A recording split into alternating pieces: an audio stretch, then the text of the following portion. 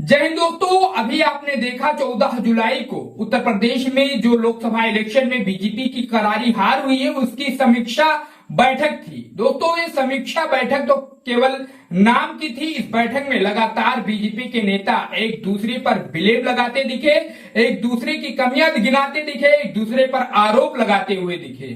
वहीं दोस्तों इसमें बीजेपी के नेताओं की जो अंदरूनी कलह है, आपसी झगड़े हैं, पर्दे के पीछे जो लड़ाई है वो खुलकर इस समीक्षा बैठक में सामने आई। कई तरीके के बयान जो है बीजेपी के जो उत्तर प्रदेश के नेता हैं इन्होंने इस समीक्षा बैठक में की, लेकिन उससे इतर जनता के सामने जो सच्चाई थी, बीजेपी नेताओं की अंदरूनी जो कलह है वो इस समीक्षा बैठक में खुलकर सामने आ गई। लेकिन दोस्तों उससे भी बड़ी बात और उस कलह पर और एक और मोहर लगते हुई सीएम योगी ने उत्तर प्रदेश में जो 10 उपचुनाव, विधानसभा के उपचुनाव होने वाले हैं उसके लिए जो है अपने कैबिनेट मंत्रियों की, अपने बड़े नेताओं की मीटिंग बुलाई थी, जिसमें कहा जा रहा है कि 30 मंत्री शामिल थे।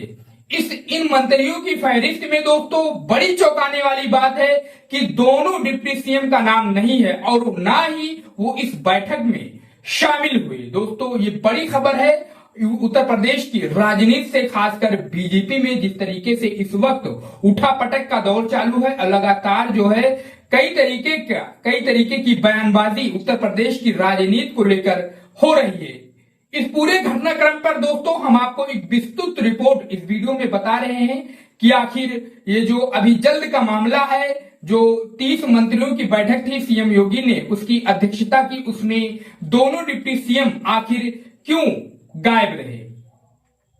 दोस्तों उत्तर प्रदेश में बीजेपी में सब कुछ ठीक नहीं चल रहा है और अब ये खुलकर सामने भी आता दिख रहा है। ऐसा इसलिए है कि यूपी की 10 विधानसभा सीटों पर उपचुनाव होने वाले हैं और इसी के मद्देनजर मुख्यमंत्री योगी आदित्यनाथ ने अपने मंत्रियों के साथ बुधवार को एक अहम बैठक की, जिसमें आगामी उपचुनाव की तैयारियों और लोकसभा चुनाव के नतीजों पर चर्चा की गई। हालांकि हैरानी तब हुई जब इस बैठक में राज्य के दोनों उप मुख्यमंत्री केशव प्रसाद मौर्य और ब्रजेश पाठक इस बैठक में शामिल नहीं हुए।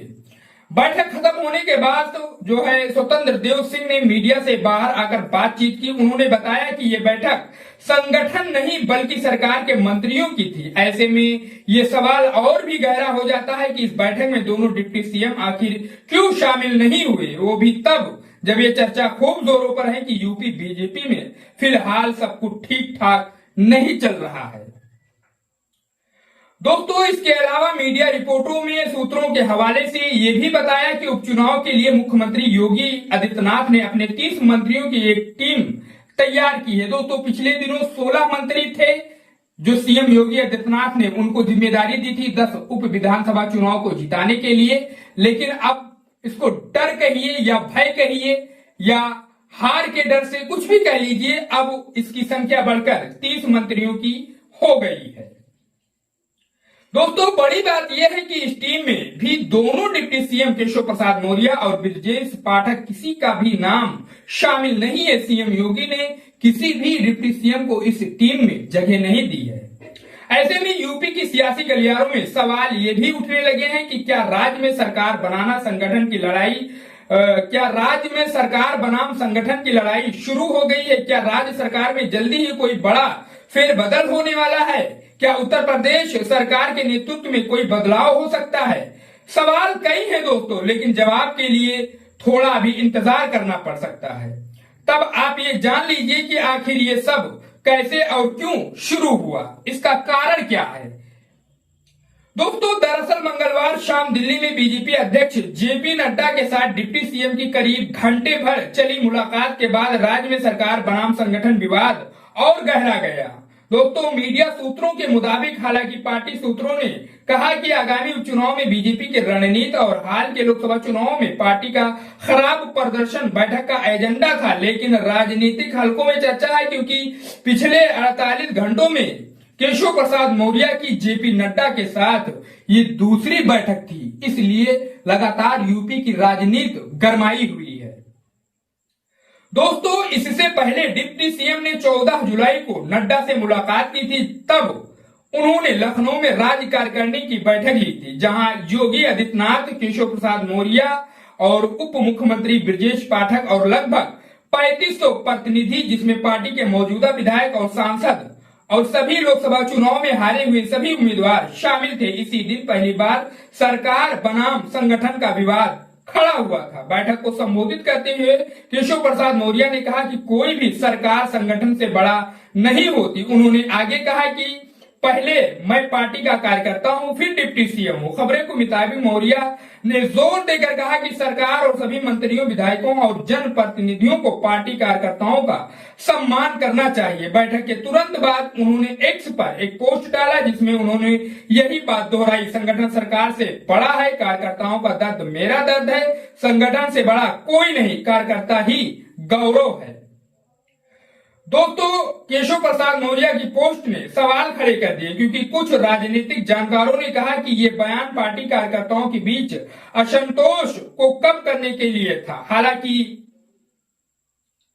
कुछ और लोगों ने कहा कि यह आदित्यनाथ और केशव प्रसाद मौर्य के बीच कलह का नतीजा है, जो ये बता रहा है कि यूपी बीजेपी में सब कुछ ठीक ठाक नहीं चल रहा है। केशव प्रसाद मौर्य की नाराजगी उन खबरों के बीच आई कि पार्टी नेताओं का एक वर्ग योगी आदित्यनाथ सरकार से असंतुष्ट है, संतुष्ट नहीं है, क्योंकि उन्हें कोई समर्थन नहीं मिल रहा है। दोस्तों, मीडिया रिपोर्टों के मुताबिक पार्टी के अंदरूनी सूत्रों के हवाले से कहा है कि मौर्य का बयान योगी आदित्यनाथ पर कटाक्ष था और कहा कि इससे विपक्ष को बीजेपी सरकार को घेरने के लिए बहुत बढ़िया मौका मिल गया है। रविवार की बैठक का हिस्सा रहे पार्टी के अंदरूनी सूत्रों ने इसे तनावपूर्ण बताया। सामूहिक जिम्मेदारी पर जोर देकर चिंताओं को दूर करने के लिए जेपी नड्डा और मुख्यमंत्री की कोशिशों के बावजूद अंदरूनी कलह लग रही थी। पार्टी के एक अंदरूनी सूत्र ने कहा कि पार्टी की बैठक का मकसद एकजुट चेहरा पेश करना था, लेकिन जो संदेश गया है जनता में वो ये कि दोनों नेताओं के बीच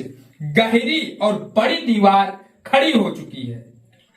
वहीं कुछ मीडिया रिपोर्टों में यह भी कहा गया है कि बीजेपी का केंद्रीय नेतृत्व इस संकट से निपटने के लिए यूपी में पार्टी में कुछ बदलाव करने की योजना भी बना रहा है। मौर्य, जो आरएसएस के समर्थन से पार्टी का ओबीसी चेहरा है, उन्हें इस संकट को हल करने के लिए पार्टी में कोई बड़ा पद भी दिया जा सकता है। दोस्तों, इसका मतलब ये निकाला जा सकता है कि केशव प्रसाद मौर्य को उत्तर प्रदेश का सीएम भी बनाया जा सकता है। ये तो जो है राजनीतिक एक्सपर्ट इस बात को मानते भी हैं, और जो सूत्रों के हवाले से खबर आ रही है वो ये भी हो सकता है कि सीएम योगी को हटाकर एक बार अब केशव प्रसाद मौर्य को उत्तर प्रदेश का मुख्यमंत्री बना दिया जाए।